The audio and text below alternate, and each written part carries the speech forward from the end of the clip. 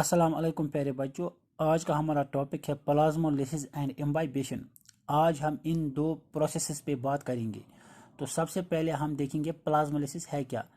अगर हम एक प्लांट सेल को किसी हाईली कंसनट्रेटेड साल्ट सॉल्यूशन या शुगर सॉल्यूशन में डालेंगे, दैट मीन्स हाइपरटोनिक सॉल्यूशन, तो वहाँ पर जो सेल सैप में वाटर होगा वो वाटर वहाँ से फ्लो आउट हो जाएगा outside due to the process of exosmosis through the plasma membrane.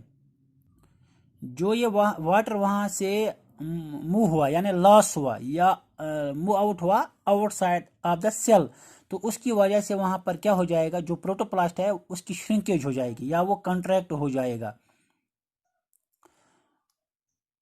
तो अल्टीमेटली जो प्रोटोप्लाज्म है ये सेपरेट हो जाएगा सेल वॉल से। तो इसकी एक अपनी शेप आएगी, स्फेरिकल, समवॉट स्फेरिकल शेप। तो इसी प्रोसेस को या इसी श्रिंकेज को हम बोलते हैं plasmolysis. So we can define it as the shrinkage of protoplasm due to the loss of water from cell sap when it is placed in a hypotonic solution. That process is known as plasmolysis. तो इस diagram से आपको ये ज़्यादा clear हो जाएगा। तो यहाँ पर आप देख सकते हैं ये एक प्लांट सेल है। प्लांट सेल में ये न्यूक्लियस है, ये साइटोप्लाज्म है, ये इसका सेल शेप है, यानी जो वैक्यूल है इसमें सेल शेप है। तो अगर हम इस सेल को किसी हाइपरटोनिक सॉल्यूशन में डालेंगे, या सॉल्ट सॉल्यूशन या हम लेंगे शुगर सॉल्यूशन, तो वहाँ पर क्या हो जाएगा, जो ये प्रोटोप्लाज्म है अंदर वाला सेल वाल के अंदर, तो इसकी श्रिंकेज शुरू हो जाएगी।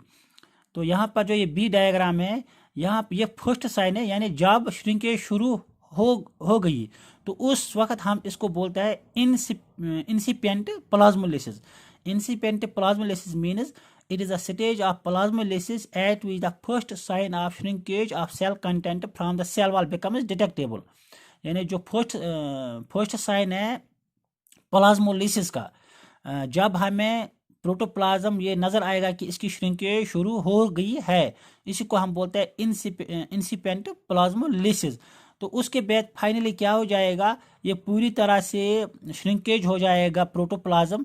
तो यहाँ पर जो डायग्राम सी है इसको हम बोलते हैं evident plasmolysis. Evident plasmolysis means वो स्टेज प्लाज्मोलिसिस का जब हमें जो प्रोटोप्लाज्म है सेल का, इसकी पूरी तरह से श्रिंकेज हो चुकी है। तो इस तरह से आपने देखा कि किस तरह एक हाइपोटोनिक सॉल्यूशन में जब हम प्लांट सेल डालते हैं तो वहां पर श्रिंकेज ऑफ प्रोटोप्लाज्म हो जाती है। इसी प्रोसेस को हम बोलते हैं प्लाज्मोलिसिस। अगर हम इस प्लाज्मोलिटिक सेल यानी इस जिसमें प्लाज्मोलिसिस हो चुके हैं, इसको अब हमें वापस अपनी ओरिजिनल शेप या ओरिजिनल साइज में वापस लाना है, तो हमें इस सेल को हाइपरटोनिक सॉल्यूशन में डालना होगा। तो वहां पर क्या हो जाएगा, एंडोऑस्मोसिस प्रोसेस की वजह से जो प्रोटोप्लाज्म सेल का या जो सेल एज ए होल है उसकी अपनी शेप और साइज में वो वापस आ जाएगी। उस प्रोसेस को हम बोलते हैं डीप प्लाज्मोलिसिस। अब इसकी इंपॉर्टेंस क्या है प्लांट सेल्स में। प्लाज्मोलिसिस जो प्रोसेस है ये एक कैरेक्टरिस्टिक फीचर है लिविंग प्लांट सेल्स का।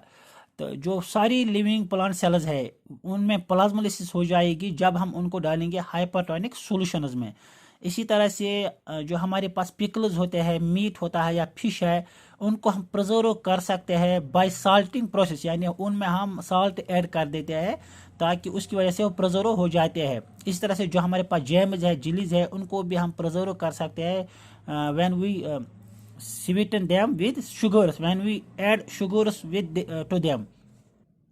तो ये साल्टिंग जो प्रोसेस हमने की, यानी जो स्वीटनिंग प्रोसेस जो हमने की, इसकी वजह से वहाँ पर हाइपोटोनिक कंडीशंस क्रिएट हो जाएंगी। उनकी वजह से जो फंजे या बैक्टीरिया जो हमारी इन चीज़ों को ख़राब कर देते हैं वो मर जाएंगे by the process of plasmolysis.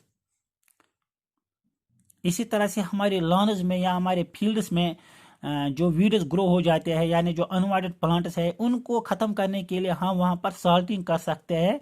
तो साल्टिंग की वजह से उन वीड्स के जो सेल्स है उनमें प्लाज्मोलिसिस प्रोसेस हो जाएगी, तो वो मर जाएंगे और वहाँ पर हमारे जो यूजफुल प्लांट्स है वो रह जाएंगे।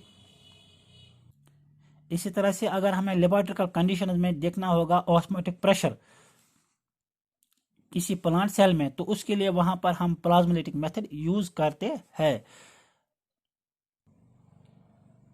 जो हमारी दूसरी प्रोसेस है वो है इम्बाइबेशन।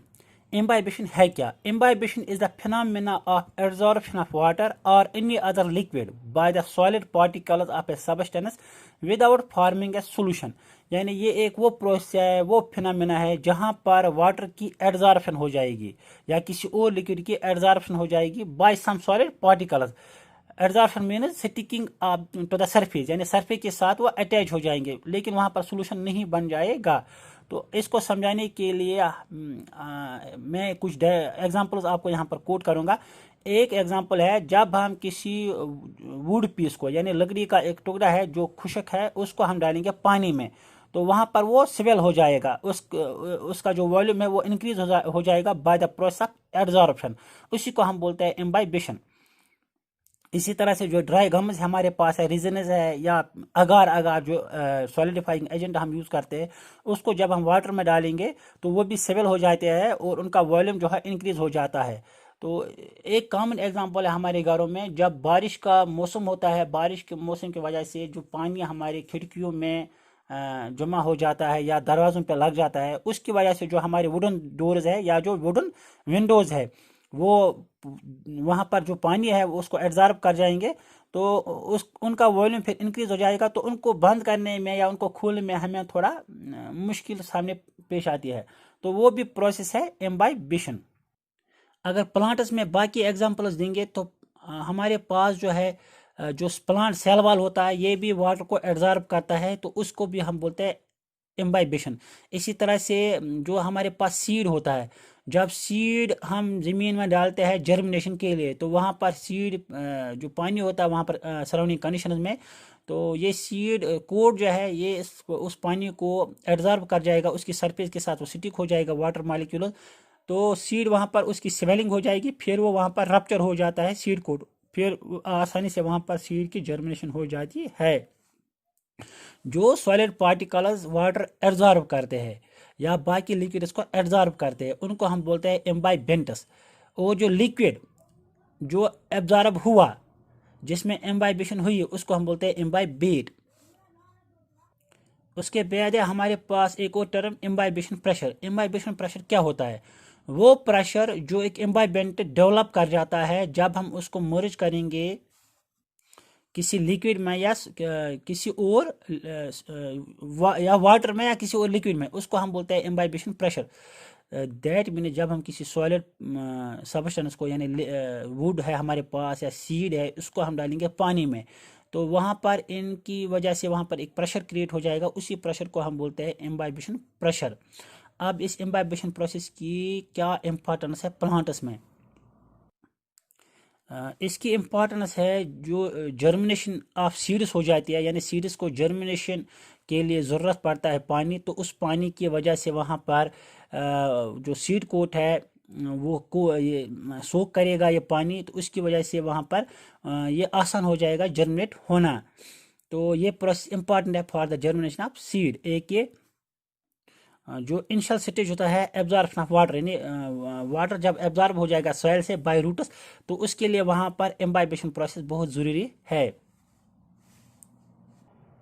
जो पानी सॉइल में मौजूद होता है वो पहले एब्जॉर्ब हो जाएगा रूट हेयर्स के वॉल्स के साथ, फिर रूट हेयर्स इनको एब्जॉर्ब करेंगे अंदर। एब्जॉर्ब मीन जज़ब करना, एब्जॉर्ब मीन सरफेस के साथ जुड़ जाना या स्टिक हो जाना है।